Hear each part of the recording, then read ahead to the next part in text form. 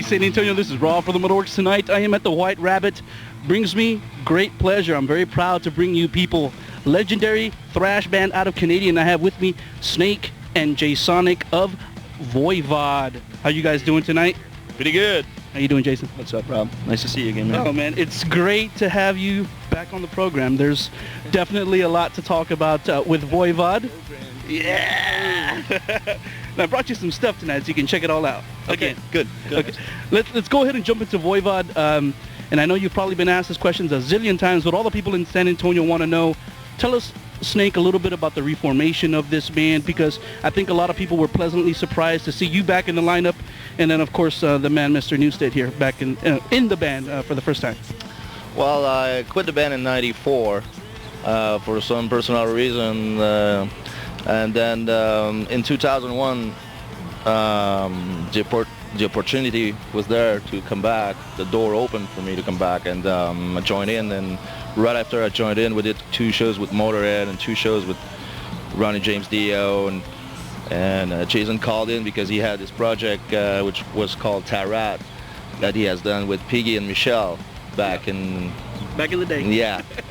And so he wanted to do this project, and so we got together at Shop House for the pre-production, and 3 days later Jason said he wanted to join Voivod, and we're like, really? You're in. Yeah, you're in. We need a bass player, you know. and Jason, I've also read quotes from you saying that this was meant to be, and that you were totally convinced of that. Elaborate a little bit about that, and maybe the foreshadowing of you joining officially Voivod. Yeah, the days that Snake was talking about when him and Snake and Piggy, or him and Away and Piggy came to the Chop House at the end of September, and the plan at that time was for me to be in the band as a bassist and be the producer of their record. And we stood in the Chop House in the main room with the amps all facing each other and ourselves facing each other, and about 130 decibels, and played for I had some in-ear monitors sent up for him so he could hear what was going on. And about a song and a half later, he just tore them out and asked to turn up the PA instead, and stood in the middle of the room, and we started doing our thing. About 3 days of that, and we all looked at each other and said, this needs to be revived. The Warrior needs to live again. And it was that good. The chemistry was already there. We'd been listening and trading tapes for a while. We already knew where we were headed. We knew the songs that we were playing together that we were going to play for the album already. So we were focused, right? We already saw that the chemistry was going to work. And it was very much like the original days of, I'm assuming, Voivod, and I know of Flotsam and Jetsam. The original days when we stood in a room together, sweating our balls off, and like that, you know, just like him, you know.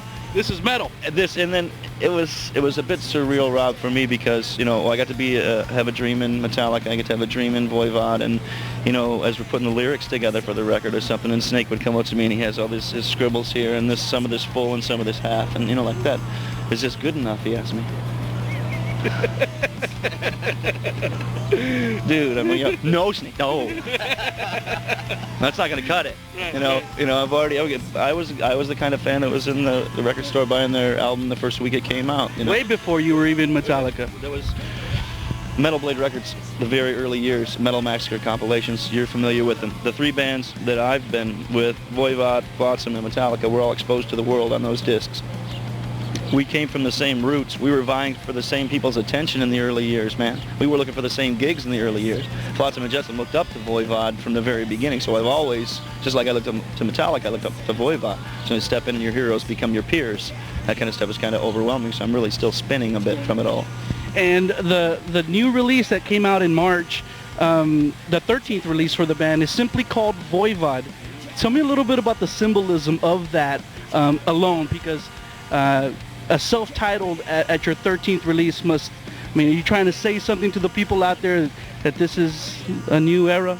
Yeah, this is a new beginning, totally. I mean, a new start. I think this could be our first record. It's because it's so, and it's a combination of all we have experienced, and, you know, we matured during all these years. I was out for quite a while, and, you know, so I had my own experience, my own thing, combined with him and the other guys' experience too, because they had another kind of life for a while. You know, they had to deal with another guy, Eric Forrest, and so all that. And when I wrote the lyrics, I was really focused on that it's not only myself speaking, it's everybody's.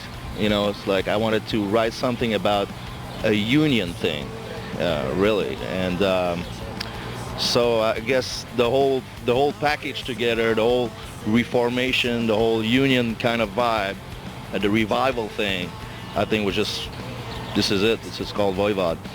And Snake, one of the songs that I think best captures that is the last track on the song, one of my favorite tracks, We Carry On. Yeah. Is that kind of like the Voivod anthem, the bio of the new Voivod? You know, we are still pursuing our dreams and our love of metal? In my heart, in my soul, in my blood, in my bones, I think that rhythms. That says it all. Yeah, obviously, you know, we have 20 years of rock and metal behind us, and if we have 20 more years, I would be so pleased, you know. And we'll be old guys still rocking. I don't mind, you know. I mean, I can do it forever if I have the good health and keep going. I'll go for it, you know. Yeah. And as I was telling you before we started videoing, this is definitely a great record to listen to on the stereo. And when I listen to this Voivod record and compare it to past works, it seems like it's a little bit more direct to me. It more quickly sank into to the membrane than past Voivod works. Jason, what do you think separates this release maybe from past works the band has done? This is a simple equation of 3 parts Voivod, 1 part Metallica, and that's what it sounds like. For anyone that's familiar with both bands, that's exactly what it sounds like. And these guys in their early years, they were more in a wall of sound, and out of necessity, their noise was created. Piggy had 1 guitar amp. That's what they plugged the vocals, the bass, everything into. That's how they created their sound in the beginning. That was it. You know, they didn't have the luxuries that you and I would have, new guitars and different shit like that. Piggy built his first guitar when he was 14 years old, man. He's been doing that for a long time in that way. So this all started from this wall of noise. It developed into this thing influenced by Pink Floyd and King Crimson and all these other obscure for metal influences, and went to atmospheric, beautiful places, right? So they covered all this ground, man, from this multi-dimensional thing, a wall of sound thing, and now the combination of both, right? With a different kind of, say, sound pressure coming from the low end. There was already required bass sound. There's already required sound that it goes all the time, that it growls all the time. That was required of me. Okay, that kind of thing. The way that this whole thing culminated, the way I developed my style with a pick, following Lemmy and doing all those kind of things. Then after going through all the thing I went to, being the biggest band and doing all that stuff, and now it's required of me to sound like I've always wanted to sound. You know, this is for a reason, right? And that's why the record sounds like it does. We put the band together like you're talking about. We wrote the songs. Away and I gave Snake some lyrics, and he put it through his filter and spit that stuff out. It was very much a team type of thing, right?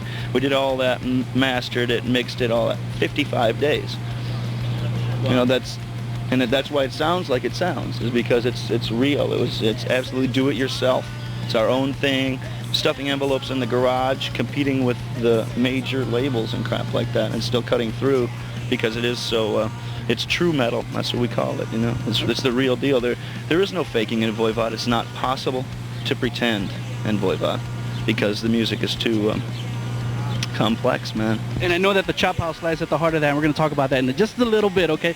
I know you guys did a video for We Carry On, and I know you guys got some big-time people to do the video. Tell me a little bit about the video. My boy Mazer out there is promising that I will get that video very, very soon, and we're going to start spinning it here on the show very soon. But for the people out there who are going to catch it for the first time, tell us a little bit about the video, and because I know, like I said before, you had some big-time people working on it.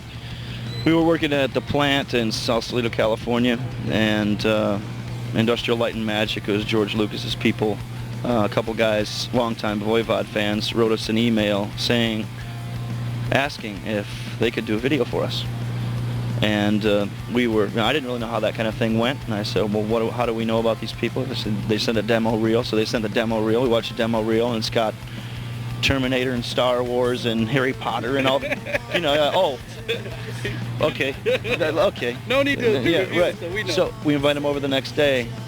Keith McCabe and Jeff Ertl are the directors' names. They come over, and they talk to us about this stuff, and then it's all sounding fantastic. Sure, man, that's great. Sure, Terminator, Star Wars, right? But the thing you forget, in Terminator, they have $1 squillion to make those movies. We don't have that, man.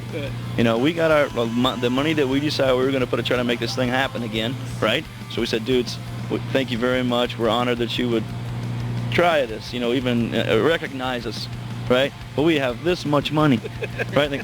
We'll make it happen. Voivod.com. You guys did that little benefit. I saw the photos of that, and I really looked at those photos and said, man, those kids must have been on cloud nine. They don't even know that they're on cloud nine. And for you guys to give them like their own little performance and talk to them about music and how important music can be to people's lives. Tell us a little bit about that, Snake. What was that like to share something so intimate with some young people out there? Oh, you should have seen their eyes, and they were like, paralyzed somehow. And I think it's good to share with people, especially young kids, because they don't know a whole lot about this kind of industry and this kind of thing. And it's like music is like art in general. We need some kind of another world, beside what we're doing. These kids, they were born and just like focus on whatever they have to do, but there's a little dream world, which could be music, could be anything, but they have to focus on something. And we just, try to make this happen and try to help them to support the cause of the Little Kid Rock, which is a great idea, I think. And I think maybe I'll do talk with some people back in Montreal and try to do the same there, because there's poor people and disadvantaged people everywhere. So I think it could be a worldwide thing. That's the main thing, that these kids are underprivileged, and a lot of the kids from our particular area, it's happening a lot in Jersey and New York and in California. 14th Street in Oakland, and all they've heard for their 9 years so far is just right, all the time, up and down the streets and in their homes and everything like that. When you put a nylon string acoustic guitar in their hand, it's their instrument. This isn't a program where this hour you get it, and next hour the next kid gets it, and by a week later it's beat up. This is your own instrument for you to make a relationship with, and for you to build a relationship with music. And that's what we're trying to encourage, man, because we know that that's what made life worth living for us. And so when you're able to show someone that bright light, like he's talking about, this light they would not otherwise see, they would not be exposed to something like that. And they knew they were special that day. When you ask this little guy, and he says, wow, I know not very many people get to do something like this. I feel really lucky. He knew, right? And then we donated their instruments, and we donated the music, and then we donated some money, and and basses and whatever like that. So song from their CD, Yoda. We covered, like, the culmination of this program is that at the end of every year, the kids are encouraged to write their own music, right, and write their own songs. At the end of the year, the most developed songs get put on a CD, and it's backed by musicians like Carlos Santana and B.B. King, Bonnie Raitt, Jason Newsted, these people, to try to give these kids a chance to see what's possible when you really work on something. But it's up to you, man. This is not a team. This is you by yourself creating confidence, man. So the second track or third track off of their 2002 CD was called Yoda. This little kid, I've got a friend and his name is Yoda. His skin bubbles just like soda. It's like awesome, man. And we learned it. It's like all metal and everything. Because on the original, it's this little kid singing, this little, like a 7-year-old kid or something. So we sent it to them, and they were doing backflips. So that's the next Voivod video, man. Yoda, watch for it. And no doubt you guys have appearance too. Man, we'll talk. We'll make some connections. Well, you already got the connect. And let's talk about what we referenced earlier, Chop House Records. People know that Chop House is at the heart of everything that Voivod's doing now.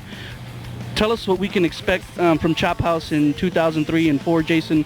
Will there be any DVDs or anything like that coming out in the future? And maybe talk a little bit about some of these other bands that you've been archiving, like I know the Death Angel stuff and other bands that you've worked with in the past. Will that stuff finally be rearing its head for some of these people who are waiting to get their hands on it? There's no really downtime in the Chop House. It's always working. There's always music happening.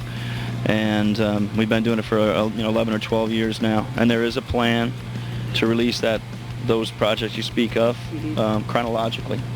And we have released the Irate Sexoturica split disc that's available at chophouserecords.com. You can see all of what's happening there project-wise, Voivod-wise, video-wise, all that kind of thing. These projects with Devin Townsend, more of them, and with Death Angel guys, Machine Head guys, and all that stuff. Andreas from Sepultura, and the Tar Rat, and whatever. Through time, it will be released. So the stuff we recorded in 94 October and 95 March was the first thing, and then we just go from there leading up through time. We're not going to bust our wad too soon. No, there's a lot of focus now on Voivod. That's one thing, I guess a reason maybe that we didn't sign with a major label or that kind of thing, or I didn't pursue that to begin with, was because it's important for us to be priority. When you are on a roster at some big record label, it's like, well, they're priority this week, you know, well, priority Voivod all the time. And that's how it has to be. And that way, I mean, these guys have, you know, probably a better record contract than about 90% of the artists in the world, because they still get, when the records do catch on and do sell and that kind of thing, they get a big cut from it, and they wouldn't have to share it with some other big label, and that's what I'm trying to see to make happen. You know, that's why we're doing what we're doing now. It's actually, like you said, it's a new beginning. There's so many people never heard of Voivod. Only the people that are practiced listeners know Voivod. And so we have to, it's up to us to fly the flag and show them what it's all about. Nothing can replace experience. It's a really important point, I think, that we have to make. Is you go on to Ozfest, there's 17 or 20 bands on there. Some bands that have 50 shows under their belt. Some bands that have 1,500, 2,000, 3,000 shows under their belt combined. You can't buy that kind of experience. You can't pay for that, no matter how big your label is or how cool your pants are or whatever, man. You know, experience is experience. And so we definitely will be, say, administering some lessons over the summer. I think people will see how it's done. You know, there's only 2 people on that tour that have more experience than Voivod. You know, that if you did number for number, it's Ozzy, Zakk Wylde, Mike Borden and I are about the same number of shows. So Voivod is the most experienced next to Ozzy on that stage. It's going to be huge. And we're going to do our part here at the show to spread the word on Voivod to all those youngsters out there who don't know about the band yet. Let's go ahead and end out this interview. We've garnished a little crowd out here, and I don't want you guys to get mobbed before I'm through with you.